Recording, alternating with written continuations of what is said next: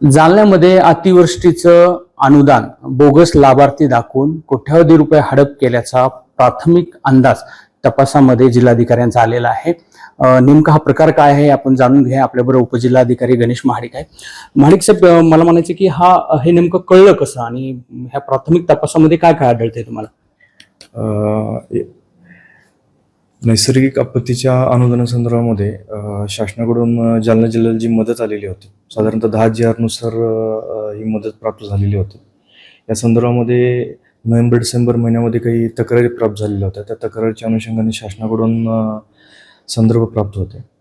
तेव्हा ह्या गोष्टी प्राथमिक चौकशीमध्ये निदर्शनास आल्यानंतर जिल्हाधिकाऱ्यांनी एक समिती गठीत केलेली आहे, ज्याच्यामध्ये सहाय्यक जिल्हाधिकारी पुलकित सिंग सर, त्यानंतर EJS deputy collector Manish Dandge आणि नायब तहसीलदार लोणावत मॅडम, ही समिती हे सर्व रेकॉर्ड तपासते आणि याच्यामध्ये काही अनुचित प्रकारावर झालेला आहे की नाही या सर्वांची चौकशी सध्या चालू आहे. काय म्हणजे प्रोसेस नेमकी काय होती म्हणजे प्रकाराची? हे गैरप्रकार हा कसा झाला नेमका? आता याच्यामध्ये प्राथमिक अंदाज असा आहे की काही बोगस लाभार्थी असू शकतात किंवा याद्या डुप्लिकेट केलेल्या असू शकतात.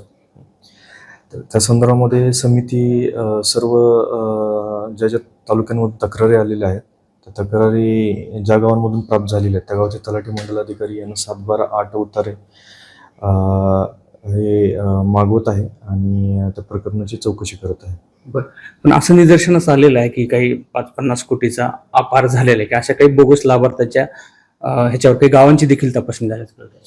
ज्या गावांमधून स्पेसिफिक तक्रार होते त्या गावांमधून आपण सर्व रेकॉर्ड वगैरे कॉल केलेला आहे. त्याच्यामध्ये काही प्रमाणामध्ये अशा या गोष्टी निदर्शनास प्राथमिक स्वरूपामध्ये आलेल्या आहेत. समितीचा रिपोर्ट अवेटेड आहे. तो आल्यानंतर आपल्याला डिटेलमध्ये याच्या संदर्भामध्ये माहिती मिळेल. साधारण किती गावांची तपासणी झालेली आहे आणि किती करतोय आपण आतापर्यंत? सध्या घनसावंगी आणि आंबडे तालुक्यामध्ये साधारणतः 80 गावांची तपासणी झालेली आहे. आपल्याला एकूण 10 GR नुसार शासनाकडून साधारणतः 1100 कोटीचा निधी प्राप्त झालेला होता. त्याच्यामध्ये 8 GRचा क्लोजर रिपोर्ट शासनाला पण पाठवलेला होता. तर त्या GR संदर्भामध्ये तक्रारी होत्या. त्या तक्रारीच्या अनुषंगाने आपण ही सध्या चौकशी करतो. काही बोगस विके नंबर किंवा एकाच व्यक्तीच्या नावाने अनेक विके नंबर हे करून ती लाटल्याचं पण काही आहे. नेमकं स्वरूप काय होतं? आता याच्यामध्ये काही जालन्यामध्ये नसतील अशा लोकांचे सुद्धा नाव असू शकतील किंवा डुप्लिकेटचं नाव असू शकतील. काही जणांचं डुप्लिकेशन सुद्धा झालेलं असू शकतं. तर त्या अनुषंगाने सविस्तर आपण चौकशी करतो. साधारण सर किती हा सगळा म्हणजे प्रकार ह्या प्रथम 80 गावातून किती कोट्यावधीची रक्कम असू शकते अंदाजित? असं अंदाजित आता ते कन्सोलिडेट डाटा समितीने अजून केलेला नाही आहे. प्राथमिक अहवाल सुद्धा त्यांचा प्राप्त झालेला नाही. तो प्राप्त झाल्यानंतर आपल्याला प्राथमिक याच्यामध्ये अंदाज येईल किती याच्यामध्ये अपार झाला असेल. तरी तुमचं काही असं निदर्शनास आलं आहे का? नाही, तसं आता तरी काही याच्यावरती भाष्य करता येणार नाही. समितीचा प्राथमिक रिपोर्ट प्राप्त झाल्यानंतर आपल्याला कळेल एक्झॅक्टली किती याच्यामध्ये हे झालेलं आहे. हा तपास कसा सुरू आहे म्हणजे हा किती दिवसात पूर्ण होईल? याच्यात काही फौजदारी गुन्हे दाखल होऊ शकतात असा गैरप्रकार होत असेल? त्याच्यामध्ये समिती ही साधारणतः जानेवारीच्या सेकंड हाफमध्ये ही समिती गठीत केलेली होती. ती समिती 2 तालुक्यांमधून तक्रारी होत्या. पण खबरदारीचा उपाय म्हणून आपण सर्व 8 तालुक्यांचं रेकॉर्ड तपासतोय. जर आपण पाहिलं तर 8 GRचे साधारणतः 12 लाख लाभार्थी आहेत. हे सर्व 12 लाख लाभार्थ्यांचे 7/12/8 उतारे ही सर्व समिती गावनिहाय मागून तपासणी करत आहे. त्यामुळं याच्यामध्ये साधारणतः अजून 1 महिनाभर ही प्रोसेस चालेल. याच्यात काही गुन्हे फौजदारी स्वरूपाच्या चौकशा होऊ शकतात? समितीचा रिपोर्ट आला आणि याच्यामध्ये जर अशा काही बाबी आढळून आल्या तर प्रशासकीय आणि फौजदारी दोन्ही स्वरूपाच्या कारवाई होतील. मदत आणि पुनर्वसन विभागाने सुद्धा काही आदेश दिले होते या संदर्भात? ह्या तक्रारीच्या अनुषंगाकडून शासनाकडून सुद्धा एक पत्र प्राप्त झालेलं होतं.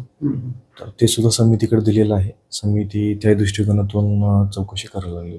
प्राथमिक दृष्ट्या हा घोटाळा झाला हे तर सिद्ध झालेला आहे. फक्त आता तो किती आणि कुणी केलेला आहे, कोण कोण समोर येत आहे? खास करून महसूल कर्मचारी याच्यामध्ये आहेत का? म्हणजे तलाठी, मंडळाधिकारी, समिती सर्व तलाठी मंडलाधिकारी यांना याद्या घेऊनच ते बोलवते. त्यांनी अपलोड केलेल्या याद्या आणि समिती समोर चौकशीसाठी सादर केलेल्या याद्या ही तपासणी केल्यानंतर या गोष्टी निदर्शनास येतील. पण प्रोसेस किंवा ही प्रक्रिया जी करत होती ज्यांच्या हातात आहेत ती मंडळ अधिकारी असतील, तलाठी असतील, ग्रामसेवक असतील, कृषी साहेब हीच असतील ना या घटनेशी संबंधित? हा हे यादा वगैरे सगळे तलाठी, मंडल अधिकारी, कृषी सहाय्यक या सर्वांनी दिलेला होता. म्हणजे सर्वांना इन्क्वायरीसाठी समिती बोलवते. याची काही पूर्वकल्पना नव्हती का?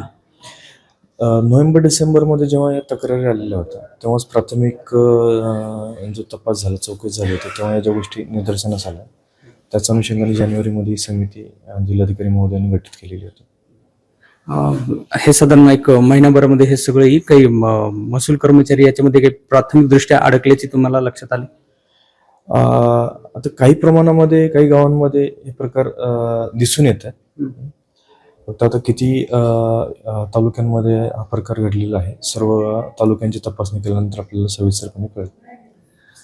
एकूणच प्रशासनाच्या प्राथमिक अंदाजानुसार याच्यामध्ये घोटाळा तर आहे, मात्र तो किती आहे आणि याच्यामध्ये कोण कोण सहभागी आहे हे चौकशीनंतर स्पष्ट होईल. अर्थात त्यासाठी 1 महिन्याचा अवधी लागणार असल्याचं उपजिल्हाधिकारी यांचं म्हणणं आहे. रवी मुंडे, एबीपी माझा, जालना.